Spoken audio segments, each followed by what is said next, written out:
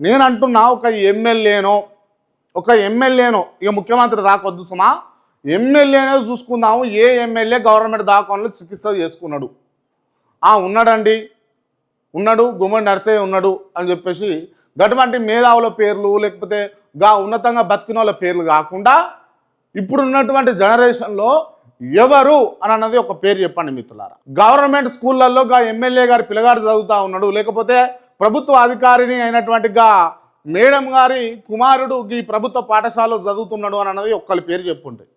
ఎందుకంటే వీళ్ళు రన్ చేస్తున్నటువంటి వ్యవస్థ పైన వీళ్ళకే నమ్మకం లేదు. ఎస్, మీ మనసులు నొచ్చుకున్నా ఇదే నిజం. ఎందుకు పంపుతలేరు గవర్నమెంట్ స్కూళ్ళకు? ఎందుకు వీళ్ళకు జ్వరమో లేకపోతే దగ్గో తుమ్మో వస్తే ఎందుకు గవర్నమెంట్ దాఖలో పోతారంటే వీళ్ళు నడుపుతున్న వ్యవస్థ మీద వీళ్ళు నమ్మకం లేదు. ప్రజలు సావని, ప్రజలు ఏమన్నా కానీ అననే కదా. సో మార్పు మీ నుంచి మొదలు కావాలి, మార్పు రావాలి, కాంగ్రెస్ రావాలి అని వచ్చింది. మార్పు చూపిరు. కాంగ్రెస్ అయితే వచ్చింది, మరి మార్పు ఏ రకంగా చూపిస్తారన్నా చూపించండి.